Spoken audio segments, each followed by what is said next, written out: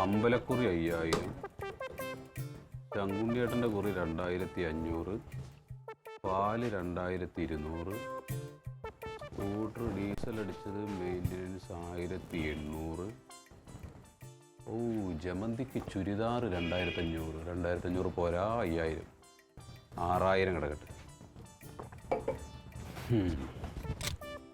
ഈ മാസം ശമ്പളം അമ്മയുടെ പലിശക്കാശും കൂടെ കിട്ടിക്കഴിഞ്ഞാൽ ഈ മാസം വലിയ കുഴപ്പമില്ലാണ്ടങ്ങ് പോവാം. ഫാസിലെ നമ്മൾ തമ്മിൽ എന്തോ ഒരു കണക്കുണ്ടല്ലോ. ഒരു 1500. 1500 ഞാൻ നിനക്ക് തരാനാണോ നീ എനിക്ക് തരാനാണോ?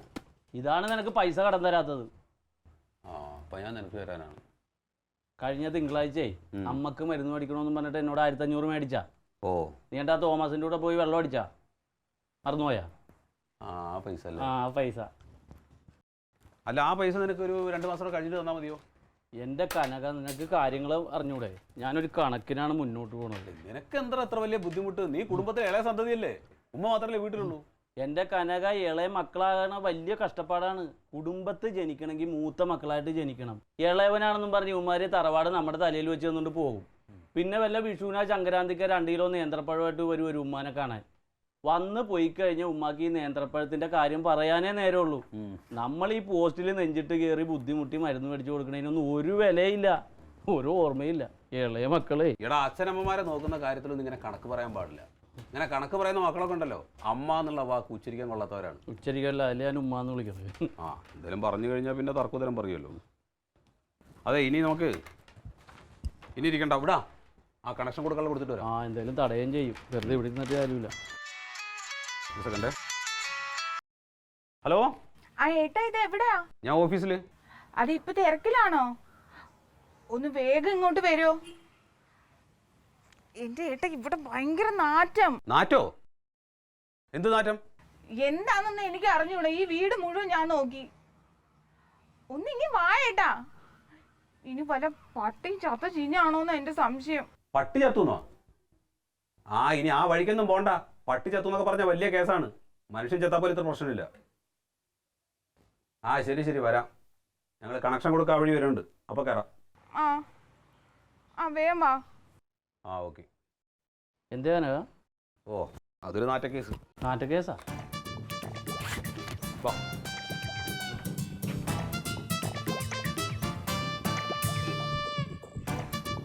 അതെ, ഇവിടെ ഒരു വകയും ഞാൻ കണ്ടില്ല.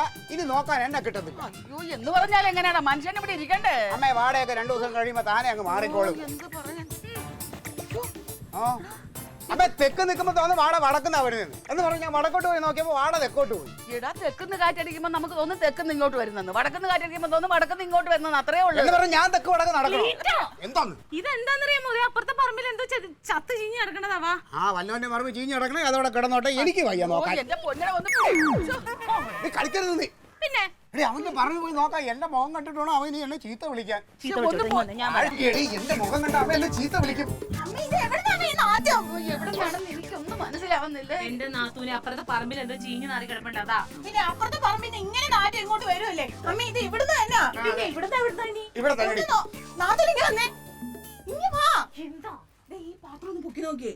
ആ പാത്രത്തിലൊന്നുമില്ല, അത് എടുത്തിട്ട് കാലങ്ങളായി. അതാ ഞാൻ പറഞ്ഞത്, അതിന്റെ ഉള്ളിൽ എന്തെങ്കിലും ചത്ത് ചീഞ്ഞിരിപ്പുണ്ടാവും. നോക്ക്. അതിന്റെ ഉള്ളിലോട്ട് ചത്ത് ചെയ്യാൻ വേണ്ടിട്ട് എങ്ങനെ അതിന്റെ ഉള്ളിലോട്ട് കടന്നു പോകും? ഒന്ന് നോക്കണോണ്ട് എന്താ ഇത് എന്നോട് പറഞ്ഞു? നാത്തൂനെ നോക്കിയാൽ എന്താ കുഴപ്പം? നാത്തൂന്റെ പാത്രം എടുത്തൊന്നും പറഞ്ഞ് എന്നോട് വഴക്കൂടാൻ വേണ്ടിട്ടല്ലേ? ഞാൻ വഴക്കൂടൂല. എടുക്ക്. നാത്തൂനൊന്ന് നോക്ക്. ഞാൻ നോക്കൂല്ല. പറഞ്ഞുകൊണ്ട് അതെന്റെ നിന്നെ ഒന്നും പറയണ്ട. നിന്നെയൊക്കെ നിലയ്ക്ക് നിർത്താൻ കഴിവില്ലാത്ത നിന്റെ കെട്ടിയോമാരെ പറഞ്ഞേച്ചാ മതി. ഒന്നും മിണ്ടായിരിക്കണ്ടോ? നിന്റെ തന്തയുണ്ടല്ലോ ആ ഹവിൽദാര്, അങ്ങേര് ഈ വീട്ടിലുള്ളപ്പോ ഞാൻ ഒരു അക്ഷരം വേണ്ടിയിട്ടില്ല, അറിയാമോ? എന്തിനാ അന്നേരം മിണ്ടുന്നത്? ഇപ്പൊ ഇങ്ങനെ ചെലച്ചോണ്ടിരിക്കല്ലേ? എവിടെ എന്റെ കയ്യിൽ നിന്ന് മേടിച്ചാണ്. അമ്മ എന്ത് വേണേലും പറഞ്ഞോ, ഞാൻ കേൾക്കാമേ. നാളെ പെൻഷൻ കിട്ടുന്ന കാര്യം നീ മറന്നോ? അമ്മേ, ഞാൻ നോക്കാം. വേണ്ട, നോക്കി അവിടെ ഇല്ല. ഇതാണ് ഞാൻ പറഞ്ഞത് ഇല്ല ഇല്ലാന്ന്. മലയാളത്തിലല്ലേ ഞാൻ പറഞ്ഞതില്ലാന്ന്? എന്നാ പിന്നെ പോയി കണ്ടുപിടിച്ചോണ്ടാ. അമ്മേ, അതിന്റെ അപ്പുറത്തേലുണ്ടാവും. എനിക്ക് തലവേദന എടുക്കണം. ഇവിടെ കാണത്തില്ല. ഇവിടെ അല്ല, ഇവിടെ അല്ലൊരു പെണ്ണേടാ. അവിടെ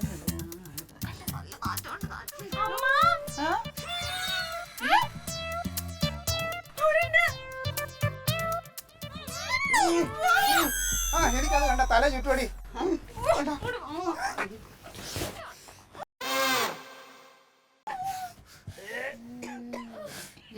ആയിരുന്നു. ഓ ഇനിയിപ്പൊ അതൊന്നും പറഞ്ഞോണ്ട് നിൽക്കണ്ട. നിങ്ങള് ഇതിനെ കുഴിച്ചിടാനുള്ള വഴി നോക്കി പോയി. ആ എലി തന്നെ പോയി. ആ കുഴിച്ചിടാൻ പറ്റിയ ആള് ദേ വന്നല്ലോ. എന്താ എന്താണ് പ്രശ്നം? ഏട്ടാ അവിടെ ഒരു എലി ചത്തതാ. എലിയോ? ആ ഭയങ്കര നാട്ടിൽ ഏട്ടാ. ഈ എലി ചത്തതിനാ നീ എന്നെ ഇവിടുന്ന് വിളിച്ചു വരുത്തിയത്?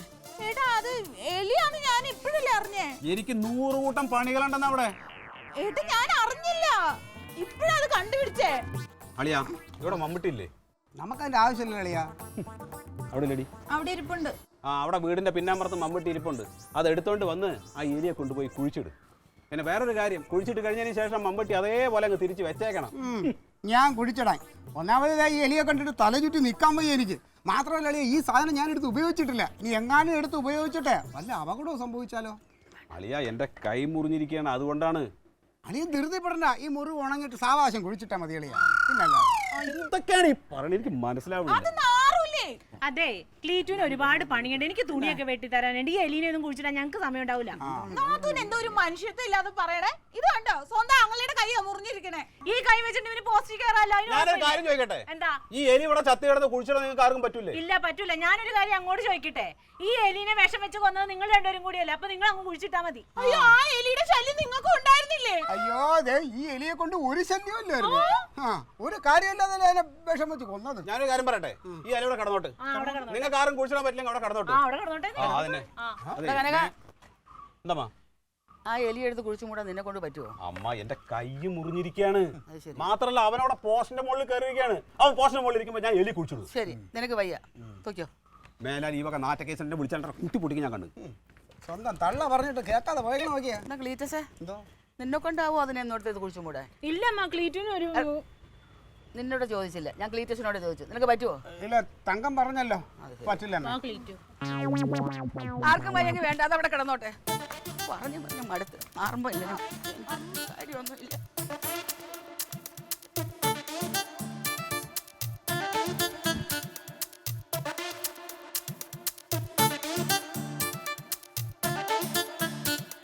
വാശിയാണെങ്കിൽ എല്ലാവരും വാശിയും വെച്ചോണ്ട് അവിടെ ഇരുന്നോട്ടെ.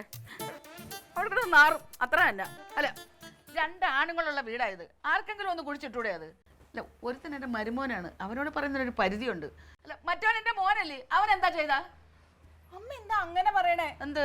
ഏട്ടന്റെ വിരല് മുറിഞ്ഞിരിക്കണത് അമ്മ കണ്ടതല്ലേ? എടി വിരലല്ലേ മുറിഞ്ഞിട്ടുള്ളു, അതിൽ കൂടെ കുടലൊന്നും പുറത്ത് വന്നിട്ടില്ലല്ലോ. അമ്മ അതല്ല, പിന്നെ മുറിഞ്ഞ കൈയും കൊണ്ട് പിന്നെ കൈക്കോട്ടൊക്കെ എടുത്തു കഴിഞ്ഞാൽ ആ മുറിവ് വലുതാവൂലേ, അതുകൊണ്ടാ. അല്ലെങ്കിൽ തന്നെ കൈ മുറിഞ്ഞെന്നും പറഞ്ഞ ഏട്ടൻ ഇവിടെ വെറുതെ ഇരിക്കുവാണോ? എങ്ങാണ്ടൊക്കെ കണക്ഷൻ കൊടുക്കാൻ വേണ്ടി ഓടി നടക്കുക.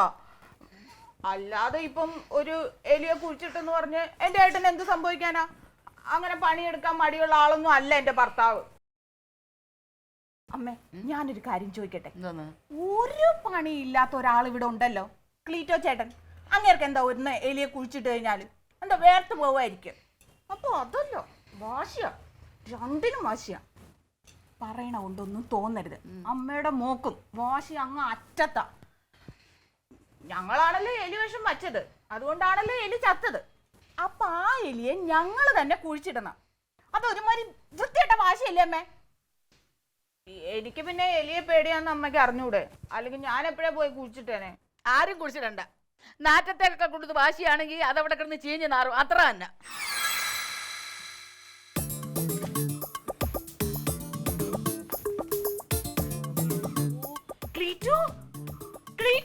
എന്നാടി ഓടി വന്നതേ കാക്ക. നീ എന്നാ കാക്കയെ കണ്ടിട്ടില്ലേ പിന്നെ? അതൊറ്റ നോക്കി ആ കാക്ക എലിനെ പിടിച്ചിട്ട് കിണറിന്റെ മുകളിൽ ഇരിക്കണോട്ടോ.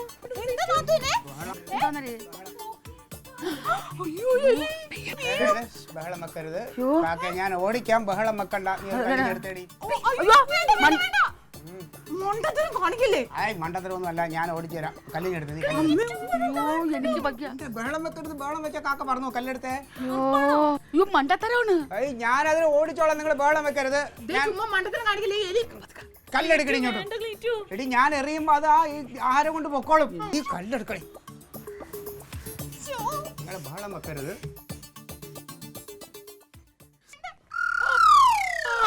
അയ്യോ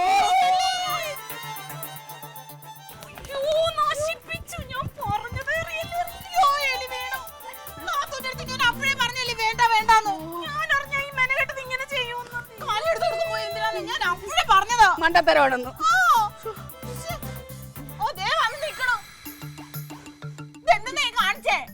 അത് പിന്നെ ഞാൻ അറിഞ്ഞോ കാക്ക എലി ഇതിനകത്ത് ഇട്ടിട്ട് പോകുന്നു. ഒറ്റ വീക്കൊന്നും കണ്ടിട്ടുണ്ടല്ലോ. കുറ്റം നീ എന്തിനാ ഞാൻ പറഞ്ഞു പറഞ്ഞ കല്ലെടുത്ത് തന്നെ അങ്ങനെയാ? കണ്ടോ നാത്തോന് സമാധാനമല്ല. ഞാൻ അപ്പഴേ പറഞ്ഞ കല്ലെടുത്ത് കൊടുക്കരുതെന്ന്. എന്താ ചെയ്യണമ്മേ?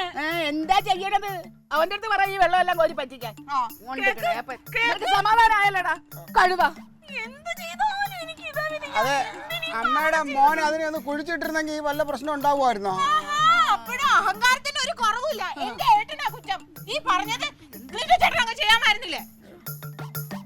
തലകറക്കാണ്. ഇപ്പൊ അതിന് കിണറ്റിലോട്ട് ഇടാൻ ഒരു കുഴപ്പമുണ്ടായില്ല. അതെന്നെ എനിക്ക് ഇവിടെ ഒരു കാര്യം ചെയ്യില്ല. എന്തെങ്കിലും ചെയ്താൽ അത് ഇങ്ങനെ ആയിക്കോളും. അതെ എനിക്ക് അത് കണ്ടാലും തല ചുറ്റും.